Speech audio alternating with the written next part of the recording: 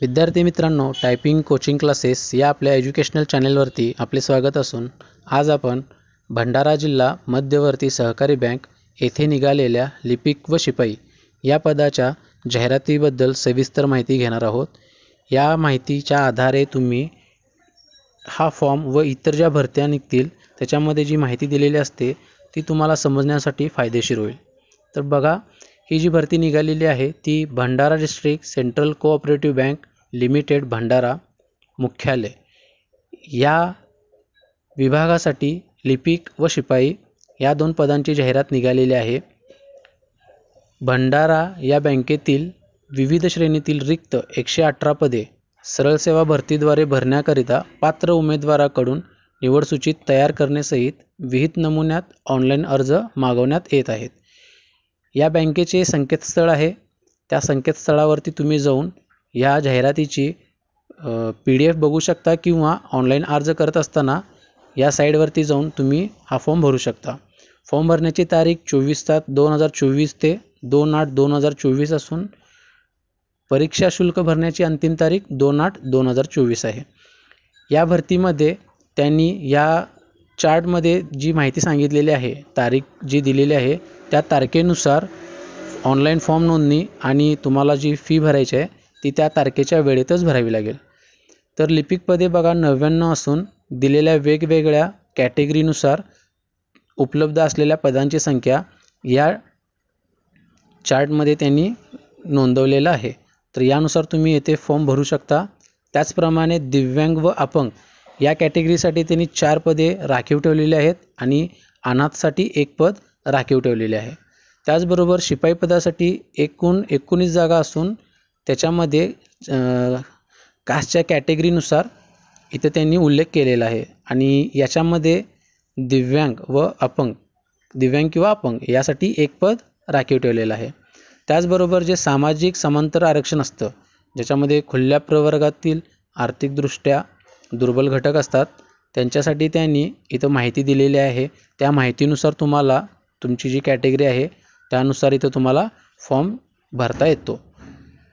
महिलांसाठी जे आरक्षण दिलेलं आहे त्याची माहिती किंवा कोणकोणत्या पद्धतीने कोणते डॉक्युमेंट्स तुम्हाला व्यवस्थित अप टू डेट ठेवावे लागतील त्याचा उल्लेख येथे त्यांनी केलेला आहे। ज्याच्यामध्ये तुम्हाला नॉन क्रिमिलियर प्रमाणपत्र महिला व बालविकास विभागाकडून तपासणी करून घेण्यात येणार आहे। जर तुम्ही तिथं फॉर्म भरताना उल्लेख करत असाल तर ते तुम्हाला तिथं द्यावं लागेल।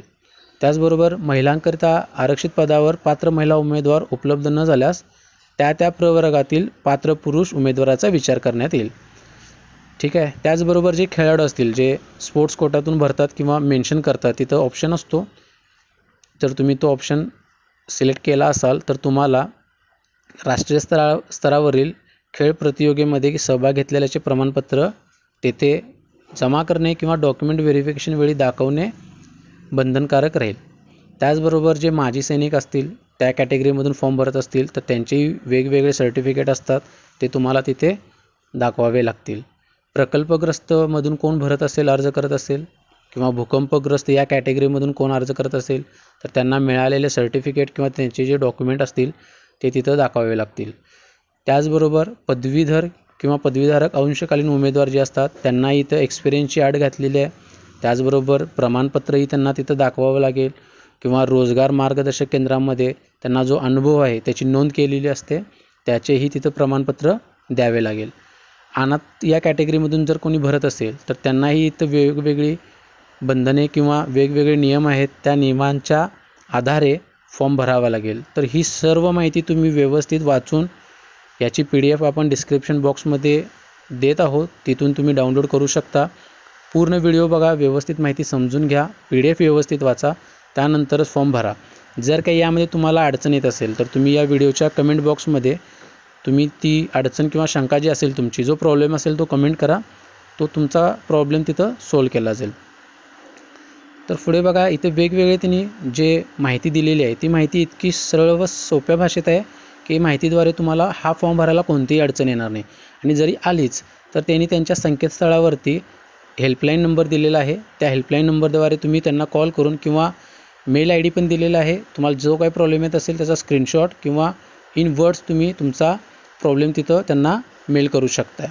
त्याचबरोबर शैक्षणिक अर्हता जी आहे ती लिपिकसाठी खुल्या प्रवर्गातील उमेदवारांना जाहिरात प्रसिद्ध झालेल्याच्या तारखेपर्यंत 21 वर्ष कमीत कमी पूर्ण असावे लागेल व जास्तीत जास्त 40 वर्षापेक्षा जास्त नसावे. त्याचबरोबर MSCIT ही त्यांना येणं कंपल्शन आहे आणि शिपाईसाठी खुल्या प्रवर्गातील उमेदवार जाहिरात प्रसिद्ध झाल्यानंतर 18 वर्ष कमीत कमी पूर्ण आणि जास्तीत जास्त 40पेक्षा पूर्ण नसावे आणि 10वी पास लागेल.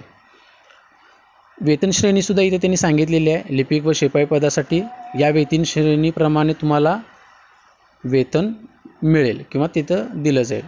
त्याचबरोबर या जाहिरातीमध्ये निवड कार्यपद्धत सांगितलेली आहे. याची परीक्षा ऑनलाईन पद्धतीने होणार आहे. याच्यामध्ये गणित, इंग्रजी व्याकरण, बँकिंग सहकार, सामान्य ज्ञान, चालू घडामोडी, जिल्ह्यातील भौगोलिक परिस्थिती, कृषी व ग्रामीण अर्थव्यवस्था, मराठी तसेच संगणक व माहिती तंत्रज्ञान, बुद्धिमापन चाचणी या आधारे तुमची ऑनलाईन टेस्ट घेतली जाईल. सिलेक्ट होणाऱ्या कॅन्डिडेटला कागद व पडताळणी तसेच मुलाखतीसाठी हजर राहावे लागेल, ज्याच्यामध्ये एका जागेसाठी 3 विद्यार्थ्यांचा विचार केला जाईल. कागदपत्र पडताळणीमध्ये मुलाखतीस पात्र होणाऱ्या उमेदवारांना बँक गठीत समितीकडून मुलाखत घेण्यात येईल. उमेदवार मुलाखतीस गैरहजर राहिल्यास तो अंतिम निवडीस पात्र राहणार नाही आणि ही जी मुलाखत होईल ती 10 मार्कांची किंवा 10 गुणांची होईल. त्यामुळे या प्रोसेस जी दिलेली आहे ती व्यवस्थित तुम्ही काटेकोरपणाने पालन करून व्यवस्थित करा. त्याचबरोबर निवड जर झाली तर 1 वर्षासाठी तिथं तुम्हाला त्यांच्याशी बॉन्ड करावा लागतो आणि ऑनलाईन परीक्षा शुल्क 750 प्लस 135 GST म्हणजेच 885 रुपये तुम्हाला भरावे लागेल आणि जे कॅटेगरीमध्ये येतात कास्टच्या त्यांना 767 रुपये भरावे लागतील. याच्यामध्ये त्यांनी सरळ सांगितलेलं आहे की भरती चालू असताना तुम्हाला तिथे स्वखर्चाने जावे लागेल.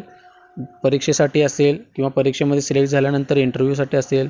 त्याचबरोबर कुठल्याही प्रकारे त्यांच्यावरती कोणताही दबाव तुम्हाला आणून चालणार नाही. जी परीक्षा होईल ती पॅरलल काटेकोर व्यवस्थित योग्यरित्या पार पडेल. त्याचबरोबर उमेदवारास मराठी व इंग्रजी भाषेचे ज्ञान असणे आवश्यक आहे. परीक्षा इतकीही अवघड नसेल, व्यवस्थित असेल, जेणेकरून जे व्यवस्थित तयारी करतायत त्यांना इथे चांगला चान्स आहे. त्यामुळे फॉर्म वगैरे व्यवस्थित भरा, जेणेकरून भरतीमध्ये तुम्हाला फॉर्म ज्या वेळेला चेक केला जातो त्यावेळी कोणताही तुम्हाला अडचण येणार नाही. त्याचबरोबर त्यांच्या बँकेच्या साईडवरती जाऊन तुम्हाला फॉर्म भरायचा आहे. तिथे तुम्हाला पहिल्यांदा ऑनलाईन पेमेंट करावं लागेल. जर तुमच्या मोबाईलवरती DND सर्व्हिस ॲक्टिवेट असेल तर ती बंद करा, कारण यांचे जे मॅसेज वगैरे येतील, मेल जे येतील ते तुम्हाला मिळावे याकरिता. जर DND ॲक्टिव्ह असेल तर तुम्हाला मेसेज येणार नाही. हे पेपरमध्ये वगैरे कुठे जाहीर करणार नाही आहेत भरती.